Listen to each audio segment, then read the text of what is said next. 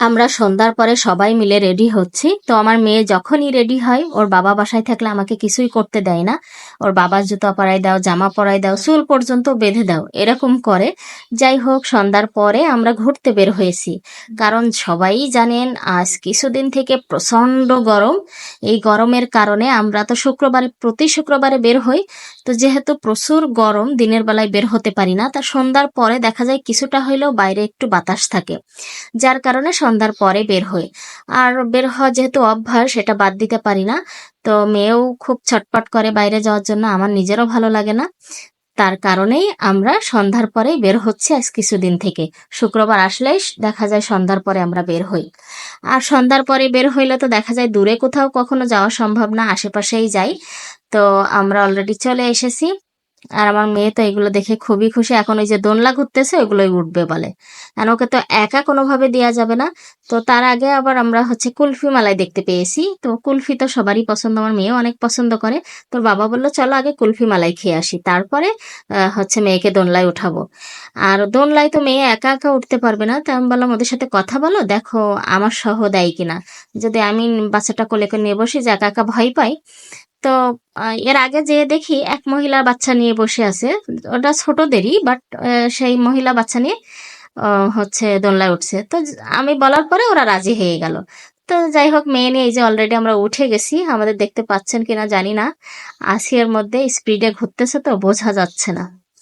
তো মেয়ে তো আমার অনেক খুশি, আর আমারও ভালো লাগতেছে, কারণ যে কোনো রাইডে উঠতে আমার খুব ভালো লাগে। বাট এখন ওঠা হয় না, যেহেতু ছোট বাচ্চা আছে।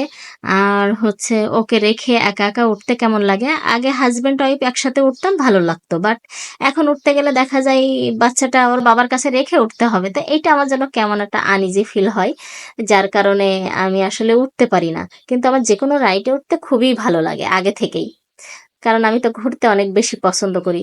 তো মনে হচ্ছে অনেক বেশি ঘুরে ঘুরে আমাদের একটু ক্ষুধা লেগে গেছে। তো আবার চলে এসেছি একটু খাবার খাওয়ার জন্য।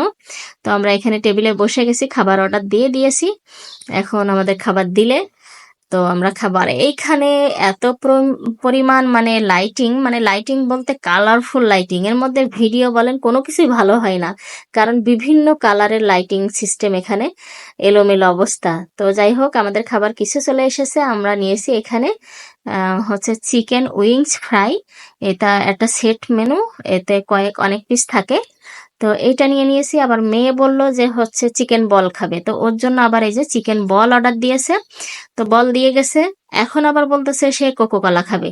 তোর বাবা আবার এই যে ড্রিঙ্কস নিয়ে নিয়েছে। তো সব মিলাই এই যে আমাদের খাবার টেবিলে ভরা হয়ে গেছে, এখন খাওয়ার পালা। তো দেরি না করে বসে বসে খাইতেছি। তো এই পাশ সাইডে দেখি ওই কুকুরটা বসে আছে। তো যেহেতু ও বসে আছে, ওকে মাঝে মধ্যে দিচ্ছি আর আমরা খাচ্ছি। তো ও খুব মজা করে খাইতেছে, খুব ভালো লাগতেছে। আর আমার বেবি সেটা দেখতেছে। তো যাই হোক, ওখান থেকে খাওয়া দাওয়া শেষ করে এখানে লিচু দেখা যাচ্ছিল। তোর বাবা বলছে চলো লিচু কিনে নিয়ে আসি। বাট দেখা গেল আমাদের বাসার কাছেও যেরাম দাম, এখানেও সেরাম দাম, একই রকম। তো বললো বাসায় যেয়ে কিনবো, সমস্যা নেই। তো আবার আমাদের বাদাম কিনে দিয়েছে, আমরা আবার হাঁটতেছি আর বাদাম খাইতেছি। তো ওখান থেকে বাদাম খাওয়া শেষ করে আমরা অলরেডি চলে এসেছি। আর এই দিকে এসে ওর মেয়ে বলে আবার জুস খাবে। তোর বাবা আবার জুস কর্নারে নিয়ে চলে আসছে এখন, বা জুস নিয়ে নিয়েছে।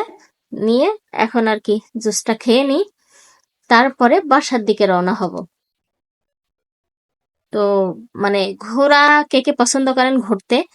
আর আমরা দেখেন যত গরম ঠান্ডা যাই পড়ুক, তার মধ্যেও ঘুরতে বের হই, কারণ অভ্যাস, ভালো লাগে, বাদ দিতে পারি না। তো আপনারা কে কে ঘুরতে পছন্দ করেন সেটা অবশ্যই কমেন্ট করে জানাবেন। তো ওখান থেকে জুস খাওয়া শেষ করে আবার এসেছে ওর বাবার প্রতিষ্ঠানে।